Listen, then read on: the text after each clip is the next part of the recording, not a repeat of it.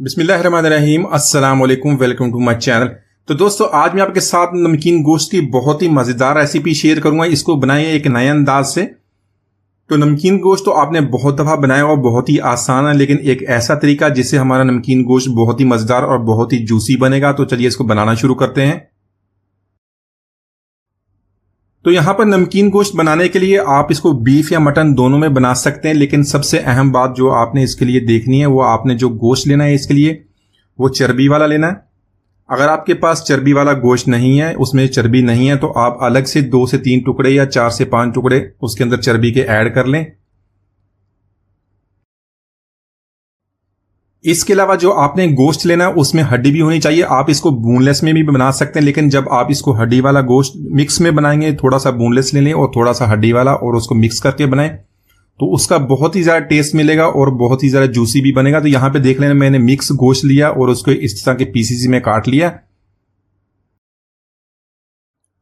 तो यहाँ पर इस स्पेशल रेसिपी को हम प्रेशर कुकर में बनाएंगे ताकि बहुत ही जल्द बन जाए। इसके अलावा मैं आपको बताऊंगा किस तरह हमने इसको जूसी बनाना है और किस तरह हमने इसको तला हुआ बनाना है। आप इसको बहुत पसंद करेंगे।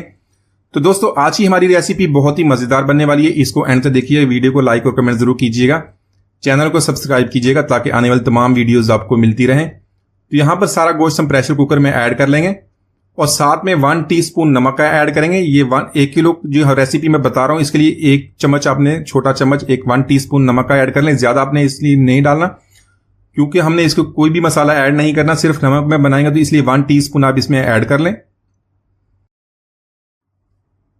तो इसके अलावा नमकीन गोश्त को बहुत ही तरीकों से बनाया जाता है। कई लोग इसमें लहसुन अदरक का पेस्ट भी ऐड कर लेते हैं, कुछ गरम मसाले भी ऐड कर लेते हैं, कुछ प्याज वगैरह भी ऐड कर लेते हैं, लेकिन ऐसी कोई भी चीज़ अभी इसके अंदर ऐड नहीं करनी। और वो तरीका बताऊंगा जिससे ये बहुत ही मजेदार और जूसी बनेगा और फ्राई किया हो तला हुआ गोश्त बन जाएगा। तो यहां पर 1 कप आपने पानी का ऐड कर लेना है। इसको अच्छी तरह मिक्स कर लेंगे और इसको कवर करके हम इसको गला लेंगे। तो प्रेशर कुकर में तकरीबन ये 20 मिनट तक गल जाएगा, अच्छी तरह टेंडर हो जाएगा। लेकिन अगर आप प्रेशर कुकर के बगैर बना रहे हैं तो आप इसको तकरीबन 40 से 50 मिनट तक पकाएंगे तो ये गल जाएगा। आप इसको चेक कर सकते हैं, ये आपकी मर्जी है। तो यहां पर इसको हम कवर करके गला लेंगे। तो यहां पर मैं आपको चेक करा देता हूं, गोश्त हमारा गल गया है। इसको मैंने एक दफा चेक भी कर लिया था। इसके अंदर देख लें थोड़ी सी यखनी भी है, और इस यखनी का मैं आपको बता दूं इसका हमने क्या करना है जिससे हमारा जो नमकीन गोश्त है बहुत ही मजेदार और बहुत ही जूसी बनेगा। तो यहां पर अगर आपने इसको देगी नमकीन गोश्त की तरह बनाना है, जिस तरह देग में बनता है वही लोहे की कढ़ाई में बनता है, उसका वही टेस्ट आता है, तो इसके लिए आपने लोहे की कढ़ाई ले लेनी है और उसमें ये सारा गोश्त और जो यखनी है उसको ट्रांसफर कर देना है। तो अगर आपके पास लोहे की कढ़ाई नहीं तो आप उसको प्रेशर कुकर में भी उसी तरह उसको ड्राई कर लें, लेकिन इस तरह अगर आप बनाएंगे तो उसको बहुत ही प्यारा टेस्ट आपको मिलने वाला है।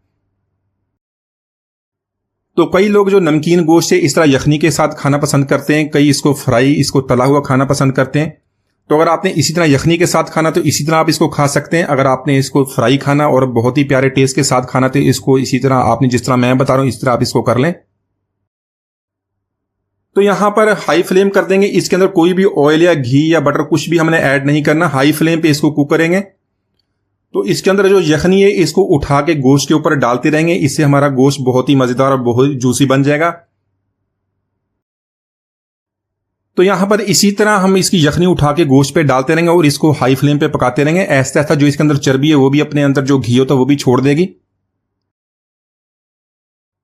तो यहां पर 1 टीस्पून कुटी हुई काली मिर्च जिसको फ्रेशली कूट लिया वो भी इसके अंदर ऐड कर लेंगे और इसको मिक्स कर लेंगे। तो यहां पर देख लें जो इसके अंदर चर्बी थी उसने अपना घी छोड़ दिया। अब इस घी के अंदर इसको 3 से 4 मिनट तक इस तरह इसकी भुनाई कर लेंगे ताकि जो अच्छी तरह ये फ्राई हो जाए। जूसी और फ्राई इसी तरह बनेगा, इसको जरूर ट्राई कीजिएगा।